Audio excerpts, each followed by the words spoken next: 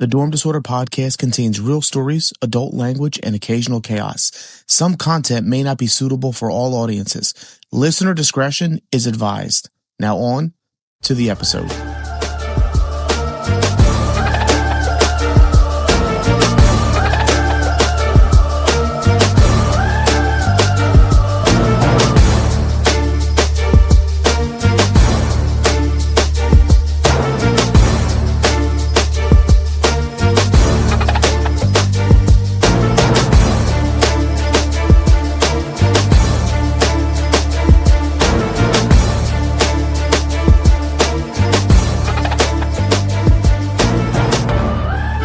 Welcome back to the Dorm Disorder podcast. This is part 2. So, of course, one of the biggest reasons why we brought you on is we attended your book signing. And thank you for that. Just between listening to your peers and your classmates and hearing about your book, I mean, there are times that me and Dan and Dan's wife, Jill, just kept looking at each other like, wow. Yeah. It was just so many compelling pieces, but I don't want to take away from it. I would like you to talk about how you arrived to writing this book that's just such a good piece of fiction. No, thank you for that, of course. Yeah.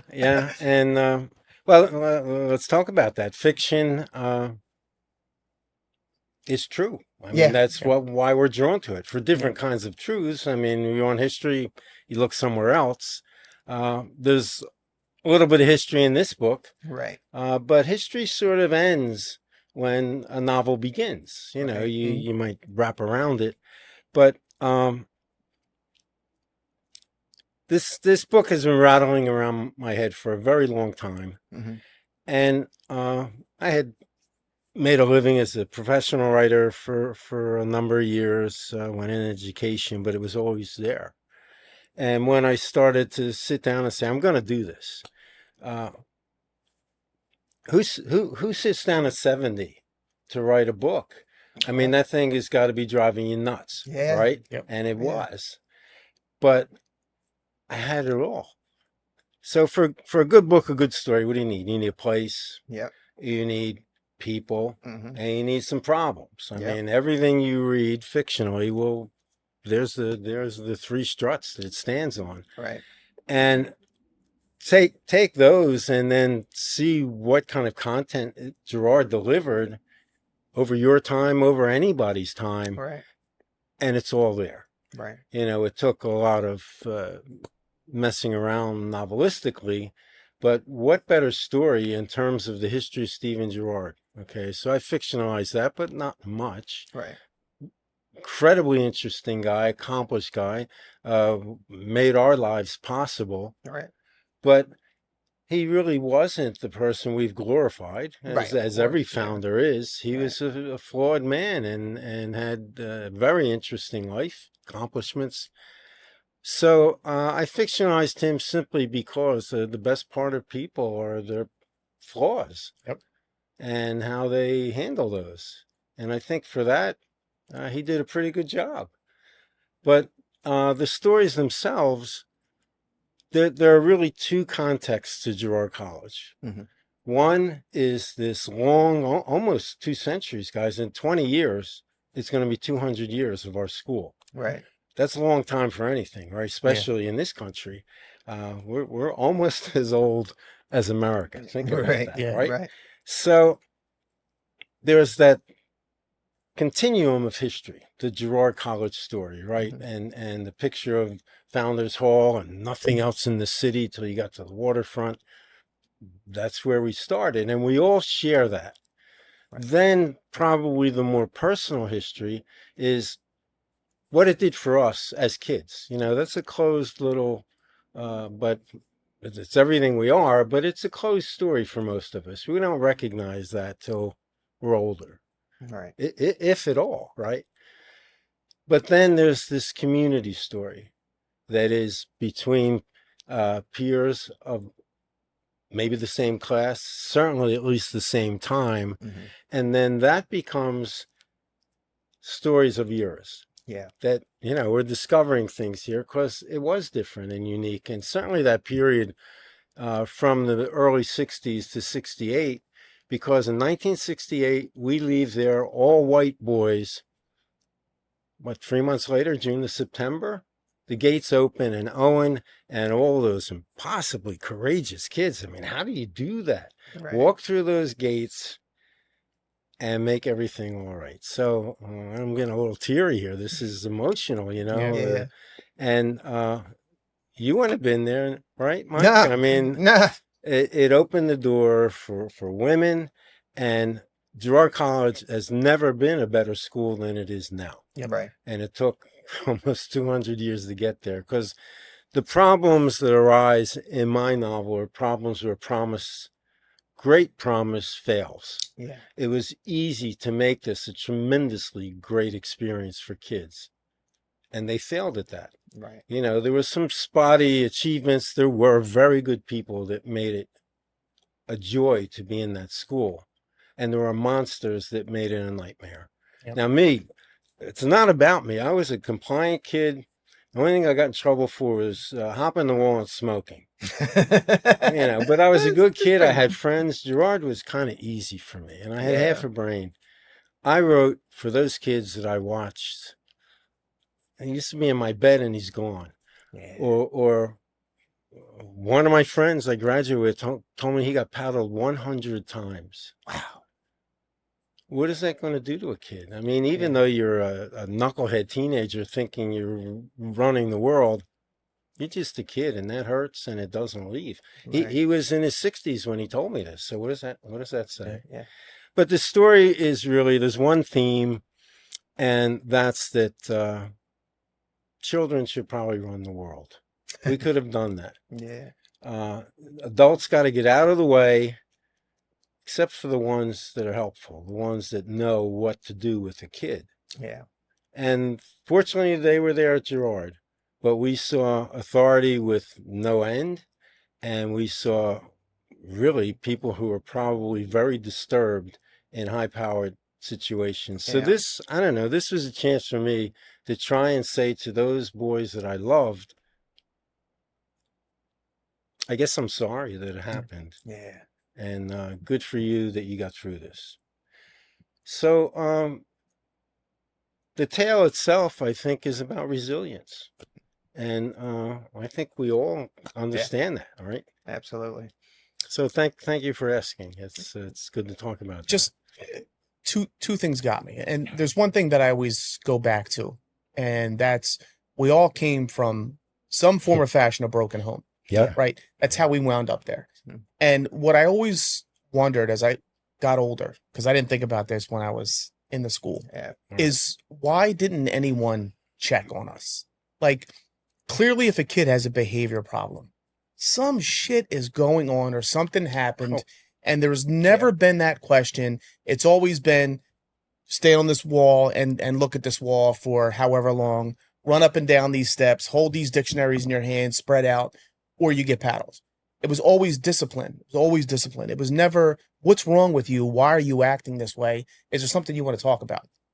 So I always found it interesting that they never dug deep into like what was going on with us. Well, then, you're peeling back the curtain, which is we're parents here. Yeah. When our own children are misbehaving, they're communicating. They never communicate better than when they're tearing things up. Yeah.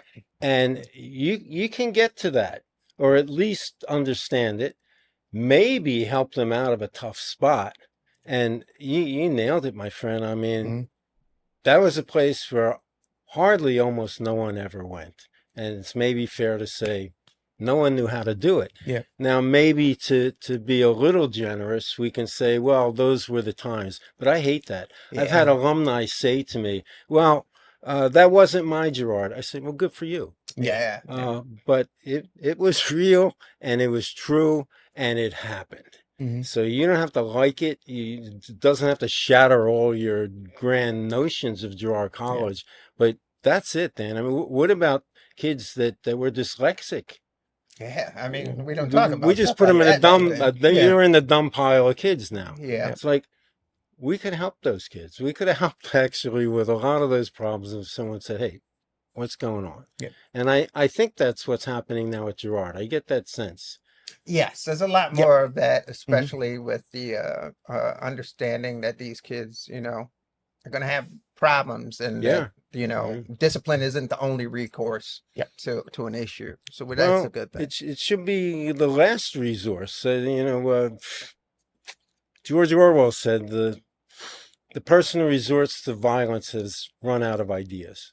Got your And point, yeah. those people never had ideas about how to deal with a kid. Starting from 7 years old, it's like, how do you even paddle a 7-year-old? Yeah. Very well. Yeah, it works. It turns out. Very well. Yeah. You know that experience. Yes. Yeah. And building off a little bit of that, we're talking about the camaraderie that we had with our fellow Girard brothers and sisters. The best part. We have a little bit of a similar circumstance. So, you got your best friend in Girard, but we went home on the weekend. So you kind of had your home best friend and your Girard best friend. Yep. Well, my Girard best friend, his home best friend, went to Hershey. Huh. And you have a similar situation as that. I do. But yeah, I was lucky, Mike, because I had the same situation, and my Philly best friend is here with me tonight, and I felt like, okay, I'm going to know a little bit about that world, because let's face it, for Girard, there was the Girard life, and then there was life, right. And they were not the same. There was very little similarity between the two. And then there was, this notion of, we used to call it the afterlife, which is, all right, what happens when we leave here? And there were kids, not a few of them, growing up next to me who never left Girard College because they had nowhere to go. Think about that. Yeah. So all of this kind of plays into what I think is your notion of sharing the experience, which is, it wasn't just the experience. It took me a while to realize this. We have shared memory. Yeah, it's astounding. And everyone kind of had, whether you went to Southern High, you had your 4 years with your friends. Everyone has that in the family, but not like this. Yeah. This is unique, begins at 7 years old, goes to 17, and every little step along the way is building up this let's call it a common memory. Yeah. Now it's different between the three of us here, but if we start to put together our classmates, we're going to come up with a very real, vivid, let's call it a documentary of our childhood. Because if I do it alone, I'm missing things, forgetting things. Yeah. We talk once a month on Sunday with my classmates. How? And it's ridiculous because we don't ask about our wives, our kids, our jobs, nothing. It's all Girard. And often the same stories, but even the same stories, they get a little clearer, a little more vivid. And it took me a while to realize, hey, this is like a composite memory. Nobody gets this except all of us have it. Yep. I kind of love that. Yeah. It's a grounding, right? Or something. I don't even know what to call it. Yeah. We were talking just before Mike came in, and I said the same thing to you. It's like, I can talk to somebody that came in 10 years after I left, or somebody that was there 30 years before I got there. And there's some familiarity, even though we just met, because we do have that in common, and we know that we spent so much time behind those walls. That I feel comfortable talking to anybody that says they went to Girard. Well, that, and let's name it, because you brought it up. It's like we were there because of a terrible tragedy, sometimes a multiple tragedies. There were a lot of, straight up orphans there, not just fatherless, motherless kids, kids from what we were calling then broken homes. But you couldn't get in Girard at that time. By 1968, you still had to be an actual orphan. Be an actual orphan, fatherless. But what's behind that closed door is loss, right? Painful loss, and that was our common bond, but we never talked about it, right? Right. Which is what kids do. But it took us years later as a group of graduates to say, why didn't we do that? Yeah. It was so obvious, and kids avoid the obvious stuff. Yep. Yeah. But the real answer is because none of the adults helped us understand it. Yeah. Yeah. It was like, even at home, Italian family, my father died. I never knew him. I was 2 years old. But we're at the Sunday dinner table, and there's a missing place. And no one ever actually said, your father's dead, and let's talk about that. It was just, I knew he was dead. It wasn't a secret. Right. Yeah. But that was the end of it. Yeah. And listen, people handled it, your family, they loved you. It was a loving family for me, but they didn't know how to do that. It turns out it's very important. I think that's what you're talking about, Dan. Mm-hmm. For sure. I mean, listen, we talk about these things with Girard, but I mean, honestly, Girard saved me because when I got there, despite the battles, despite the discipline, I felt safe because there were some things going on in my life early on in my life. I needed it. I needed a place to be a kid and also to feel safe.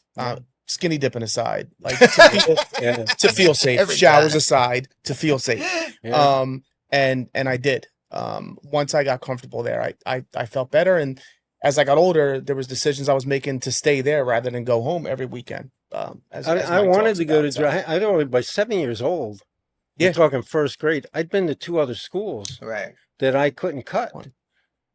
Catholic school and public school, and my mother said, "What am I going to do with you? You gotta go to school. You're 6 years old, and you dropped out of 2 schools. I wouldn't go back. Wow. Because I couldn't. I didn't know what I was getting myself into in school. It was so different, and it also, I think, spoke to no one actually helping you get there.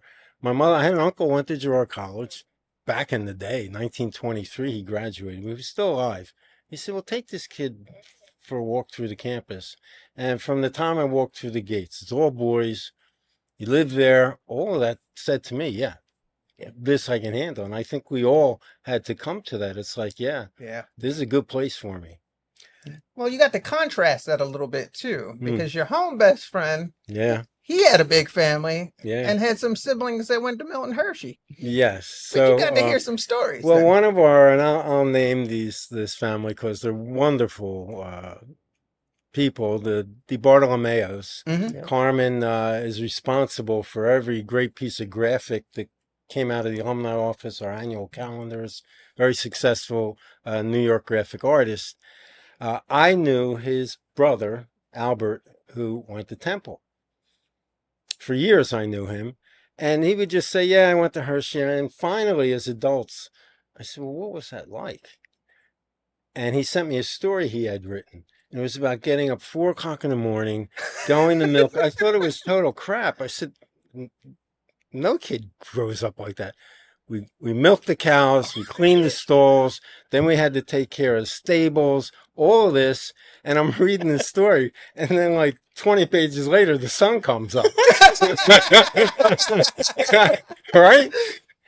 And the whole thing, and it took me a while to get it. Albert was leading me down the path. He said, well, where does Hershey make its money? I said, well, it's chocolate. Yeah, what do you need for chocolate? You need cows. So they were forcing those kids to milk the cows. The milk's going right to the Hershey chocolate plant, which is, you could smell the chocolate. Yeah. And I said, man, Girard's looking good. Because if I had to milk a cow, I was going to have nothing to do with that. That's utterly ridiculous. But just to end this little story, years later, well, not that many years later, in the 60s had an effect on everyone in terms of, don't take what you don't have to take. Right. And a graduate of Hershey realized that. And I think a lawsuit resulted, and they had to make a retribution for all that free labor over the years. So they were giving these kids free college scholarships. So person who lived in Slave Brook, sounds like it really was slavery. Probably for everybody out there. Just a little note. And we're talking about Alex Cruz. Cruz is a Milton Hershey graduate. She really liked to rub a lot of that in on us. But well, she lucked out. She came after the cows were taken care of. Yeah, you she could have done. Yeah, got the good shampoo, but you had to milk a cow to get it. Right. herbal essence that. Well, we're coming close to time, but everything that we always like to give our guests an opportunity to call out and thank somebody that was really instrumental in their life during their time at Girard. And you had mentioned the music teacher while you were there. Anthony Filatico, who's a friend to this day. He just turned 90. 90. Happy birthday, Anthony. He came to Girard as a 23-year-old to head the music department. And we know the organ. It's 4 registers, hundreds of stops, 11,000 pipes in the ceiling. That's a monster of an organ. People come from all over. And this 23-year-old sat down and started playing Bach. And, when that organ got going and we realized this guy's special, and he was. He taught us music. He taught us foreign language through songs. We could read music all through joining the choir. Yeah. And he remained important. And I love him to this day because he set a high bar for kids. And when you're learning music, you're kind of learning a lot about life and the process of producing it, the sacrifice it takes of your time. And he took it to a point where it's like, you should do this because it's going to help you in life. And it certainly did. So I thank him for that. Well, the other person I'll quickly mention is the star of my novel, who is Roger, the ex-NFL player. And he was a real man in every way. I almost made up nothing about him.